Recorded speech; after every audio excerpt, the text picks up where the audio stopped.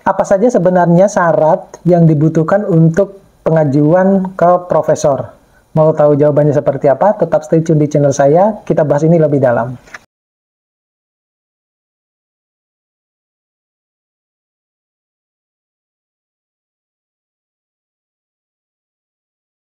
Assalamualaikum warahmatullahi wabarakatuh.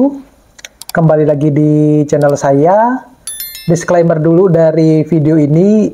Video ini bukan bermaksud untuk menggurui, hanya untuk sharing. Saya juga mengutip dari beberapa sumber, termasuk nanti sumber ini saya mengutip dari Profesor Nizam, ya. Anda tahu sendiri lah siapa Profesor Nizam itu. Dia membagikan ada 4 syarat pengajuan profesor. Nah, jadi berdasarkan informasi dari Prof. Nizam itu, yang merupakan Direktur Jenderal Pendidikan Tinggi Ristek, ya, Riset dan Teknologi atau Kemendikbudristek, itu menuturkan bahwa berkas pengajuan pengangkatan sebagai guru besar atau profesor itu harus sudah rampung diterima oleh Kemendikbudristek minimal 1 tahun sebelum permohonan pensiun. Ya, jadi kita tahu sendiri kan kalau usia pensiun dosen itu adalah 65 tahun, ya. Kalau itu yang untuk yang kalau tidak mau menuju ke profesor gitu ya, misalnya dia hanya cuma S2 atau S3 gitu, tetapi permohonan setidaknya itu diajukan paling lambat ya umur 64 tahun ya, semacam itu. Nah, kenapa demikian? Karena dengan pertimbangan bahwa yang bersangkutan itu masih akan berkesempatan untuk memperbaiki seandainya ada hal-hal yang kurang gitu. Jadi pada video saya sebelumnya saya sudah pernah membuatkan video terkait kenapa sih banyak ajuan dosen-dosen yang mengajukan ke profesor itu ditolak ya. Nanti Bapak Ibu bisa lihat di video saya yang itu. Ya. Jadi diberikan kesempatan untuk memperbaiki hal-hal yang kurang, biasanya untuk publikasi internasional di jurnal yang baik ya, paling kurang ya 6 bulan rata-rata, sekitar 10 bulan ke atas lah gitu kalau di jurnal-jurnal internasional yang baik itu ya. Nah, itu saya mengutip dari kanal YouTube ya, dari kanal YouTube-nya. Nah, jadi kanal YouTube Kemendikbudristek. Jadi ada 4 syarat yang dibutuhkan di dalam persyaratan pengajuan profesor. Jadi syarat pengajuan profesor ini diatur dalam Permen-Pan RB ya, nomor 46 tahun 2013 ya, di mana ini sudah berubah menjadi Permen-Pan RB nomor 1 tahun 2023 itu yang sempat heboh kemarin, mana ada perubahan aturan ya, pendayagunaan Permen-Pan itu yang birokrasi nomor 17 tahun 2013 itu ya.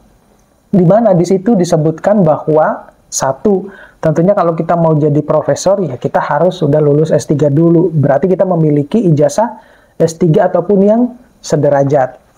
Kemudian setelah kita lulus S3 itu paling minim atau paling sedikit itu 3 tahun setelah kita memperoleh gelar doktor tersebut. Jadi contohnya misalnya kalau kita lulus S3 di tahun 2024, berarti 3 tahun berikutnya ya 2027 itu baru kita boleh mengajukan kenaikan kepangkatan. Nah, syukur-syukur kalau kita sudah punya banyak publikasi, kita bisa langsung tuh nembak ke guru besar semacam itu. Asalkan syarat-syarat yang disyaratkan di dalam persyaratan untuk menuju profesor itu terpenuhi ya. Gitu. Kemudian karya ilmiah yang dipublikasikan pada jurnal itu adalah jurnal-jurnal yang publis di jurnal internasional bereputasi. Ini seringkali saya sampaikan ini di dalam video-video saya yang lain. Jadi saya pun itu ketika dinasehatin sama beberapa profesor itu kalau mau menuju ke profesor ya udah push di bagian bidang 2-nya. Penelitian dalam hal ini adalah publikasi. Gitu. Kenapa demikian? Karena kalau yang bidang 1, bidang 3, bidang 4 itu sudah pasti akan dapat gitu. Artinya kita tidak perlu begitu effortnya, usahanya untuk mencari bidang 1, bidang 3, dan bidang 4 dibandingkan kalau kita publikasi di jurnal-jurnal internasional bereputasi. Jadi kalau Bapak Ibu bisa menilai sendiri yang sudah punya pengalaman publikasi di jurnal internasional, kira-kira butuh berapa lama tuh ya.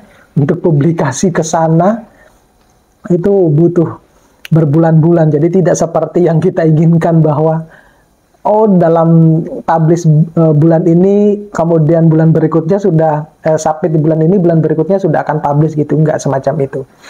Kemudian syarat yang keempat itu memiliki pengalaman kerja sebagai dosen paling singkat 10 tahun. Tetapi poin yang keempat ini sebenarnya sudah dihapus ya, asalkan, tetapi ada persyaratannya. Jadi ini akan dihapus asalkan Bapak Ibu itu punya publikasi di jurnal internasional berreputasi yang sudah disyaratkan. Bapak Ibu bisa lihat nanti di video saya yang lain ya, yang terkait dengan masa kerja itu bukan lagi merupakan syarat syarat utama untuk menuju ke profesor, karena ada surat edaran per Juni 2022 dan diberlakukan mulai 1 Juli 2022. Nah, sekarang kita sudah 2023. Jadi persyaratan itu sudah diberlakukan kalau Bapak Ibu memiliki publikasi di jurnal internasional berreputasi sesuai dengan adanya di tabel ya. Di tabel di surat edaran Kemendikbudristek itu. Nah, Bapak Ibu bisa lihat di situ ya.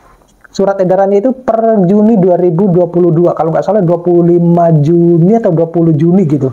Bapak Ibu bisa lihat di situ. Jadi pengalaman kerja itu atau masa kerja itu tidak diberlakukan kalau kita memiliki atau memenuhi persyaratan-persyaratan yang ada sesuai dengan surat edaran tersebut. Ya, macam itu. Jadi kalau tidak memenuhi ya tetap berlaku berarti, oke? Terima kasih, sampai ketemu pada video-video saya berikutnya. Kalau ini memang bermanfaat, jangan lupa untuk tombol subscribe, like, share, dan komen. Biasakan juga untuk menonton video-video saya secara full. Saya akhiri, Assalamualaikum warahmatullahi wabarakatuh.